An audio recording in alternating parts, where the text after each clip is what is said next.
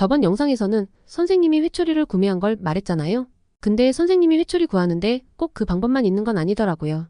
물론 여기서 등산해서 직접 나무 잘라다가 다듬어서 가져다니는 일부 강철 체력을 가지신 선생님들은 제외할게요. 대부분의 선생님들은 그냥 학교에 비치되어 있는 수많은 회초리들을 그냥 사용하시거든요. 문제는 꼭 자기만의 회초리를 가지고 다니시는 선생님들이 문제죠. 직접 구하거나 다른 선생님 회초리를 물려받거나 하는 경우를 제외하곤 저번 영상에서 말한 기성품을 회초리로 사용하는 것 말고는 방법이 없을 줄 알았거든요. 근데 세상에는 주문 제작이라는 방식이 존재하더라고요. 전 선생님들이 화단에 있는 나뭇가지들을 즉석으로 뜯어와서 회초리로 휘두르는 걸 보고 선생님들은 회초리에 자기 돈 들이는 걸 싫어하시는 줄 알았죠.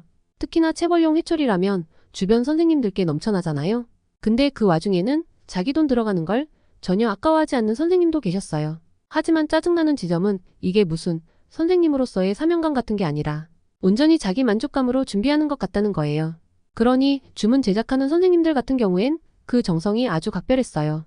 게다가 딱히 떠벌리지도 않아서 어디서 그런 걸 구해왔는지 알 수도 없었어요. 그러다 목공소 옆에 사는 애한테 들었던 얘기는 정말로 충격적이었는데요. 목공소에서 선생님들에 한해서는 회초리를 주문 제작도 해준다는 거였대요. 우리 학교 옆에는 여상도 있고 공고도 있어서 목공소 같은 산업 현장 관련 업체가 상당히 많이 존재하고 있었거든요.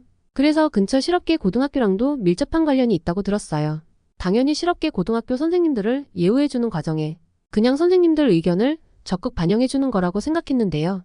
어쨌거나 그래서인지 우리 학교 선생님도 근처 목공소를 이용했다고 들었어요. 그 와중에 친구 아버지가 목공소 반장님과 절친이라고 들었는데 우리 학교 선생님이 꽤나 깐깐한 주문을 하고 가셨다고 했었어요. 그 선생님도 당연히 학교에서 사용하실 회초리를 주문하시려고 오셨는데 기존 목공소에서 준비한 것들로는 도저히 대체가 되지 않는다더라고요.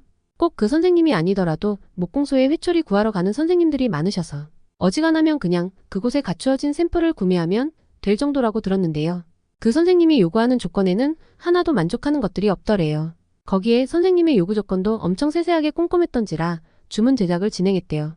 그리고 막상 만들고 보니 하나만 만들기 아깝기도 해서 몇 개 더 만들어봤는데 그걸 목공소 반장님이 친구네 아버지한테 선물을 했다는 거예요. 그날은 걔가 특별히 잘못한 것도 없었지만 걔네 아빠는 장난이라도 치듯이 한번 맞아보는 게 어떠냐고 그랬대요. 분위기가 원체 장난 같기도 해서 웃으며 소파를 짚고 섰더래요. 그래서 걔네 아빠도 장난스럽지만 빠르게 세 대를 때렸었는데 딱 2대 만에 자세가 무너져 내렸댔어요. 그 와중에도 그 아저씨는 끝까지 남은 한 대를 더 휘둘러서 마무리 지었다더라고요. 딱히 잘못을 한 것도 아닌 자기 딸이 바닥을 뒹굴고 있었지만 다음 중간고사 때는 성적이 오르겠네 어쩌네 하는 아빠의 혼잣말을 들은 걔는 정말로 정신이 혼미해질 지경이랬어요.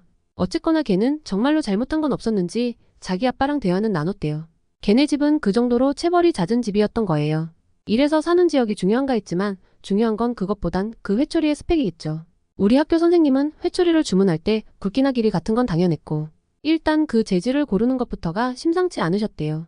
나무가 박달나무인지 오동나무인지에 따라 강도나 타격량이 다른가 보더라고요. 친구 아버지도 목수는 아니셔서 더 구체적인 것까지는 기억 못하셨지만 어쨌거나 선생님이 말씀하신 나무 재질은 훨씬 더 다양했나 봐요. 당연히 비싼 돈 들여서 주문 제작하는 만큼 쉽게 부러져서도 안 될 것이고 적당히 무게감 있으면서도 충격은 강하게 들어가야 회초리에 걸맞는 물건이잖아요. 그 목공소는 그나마 선생님이 요구하는 조건의 재질의 나무를 골고루 보유했었대요. 비록 굵기나 길이 같은 건 아직 제작에 들어가지 않아서 못 맞췄지만 그래도 선생님이 하나씩 잡고 휘둘러 보기에 적절한 크기는 되었나 봐요. 선생님은 목공소의 널브러진 폐타이어를 상대로 하나씩 휘둘러 보며 손맛을 짐작하셨대요. 말이 손맛이지 어쨌거나 학생을 상대로 했을 적에 적절한지를 짐작하셨겠죠. 회초리의 위력이 너무 세서 한 대만에 학생 엉치뼈가 박살나거나 하면 안 될 거잖아요. 그 정도까지는 가지 않으면서도 그 아픔은 뼛속까지 들이박힐 만한 걸 선생님이 직접 휘둘러가며 확인해 보신 거겠죠. 목공소 반장님 말로는 폐타이어에서 울리는 소리로 짐작해 볼 때 일반 학생들 상대로는 너무 가하고 어디 선도부실 같은 곳에서 정학이나 교내 봉사로는 교화가 되지 않을 일부 학생들 상대로나 적합하지 않을까 하는 짐작만 했더래요. 이것도 목공소 반장님의 짐작일 뿐이었고 실제로는 수업 들어갈 때마다 들고 들어가실 수도 있는 문제죠.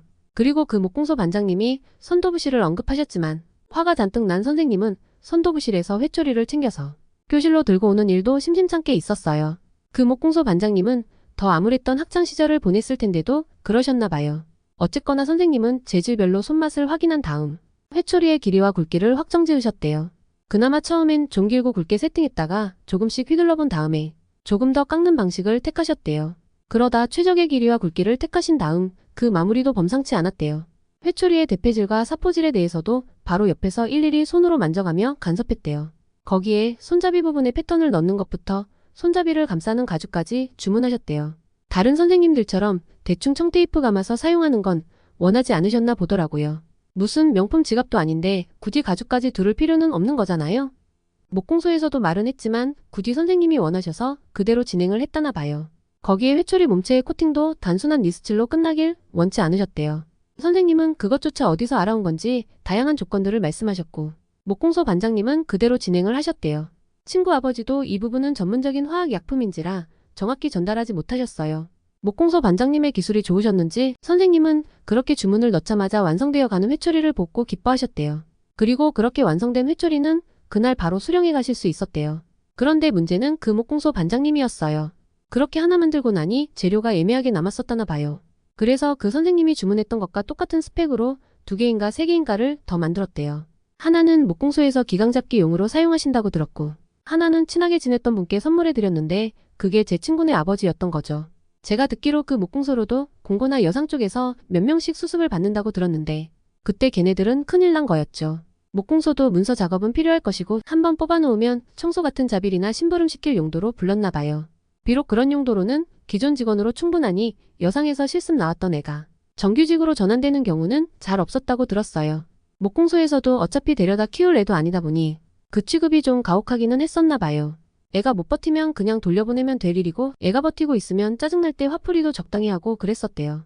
그래도 실습 시수는 채워야 졸업이 되었으니 어떻게든 버텼었나 봐요. 근데 그렇게 버티는 것도 그냥 목공소에서 쓰다 버리는 걸 회초리로 쓸 때 그랬다는 건데 이제는 우리 학교 선생님이 특제로 주문한 회초리로 화풀이를 할 예정이니 그 목공소에 실습하러 왔던 애들은 큰일 난 거였죠. 뭐 물론 거기 실습 나가는 언니들 말고 우리가 더 큰일이 난 거긴 하지만요. 그래도 우리 학교 선생님이 만들어갔다는 거지 그 선생님이 우리 학년 담당인지는 모르는 거잖아요. 실제로도 우리 학년 담당하시는 선생님들 중에 그런 무시무시한 회초리를 들고 오는 선생님은 못 봤었어요. 이 정도쯤 되면 그야말로 도시 전설쯤 되는 이야기인데요. 정말 큰일 난 애는 이 말을 전해준 제 친구였죠.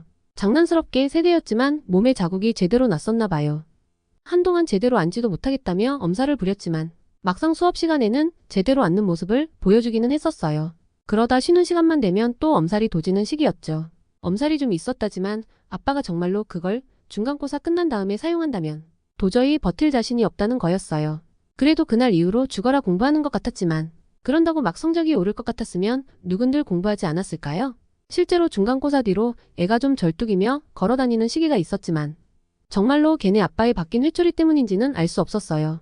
일단 걔가 그 부분에 대해서는 입을 다물기도 했었고 중간고사가 끝난 다음에는 걔네 아빠 말고도 평소보다 걔를 과하게 혼냈던 선생님들은 한두 분이 아니셨거든요.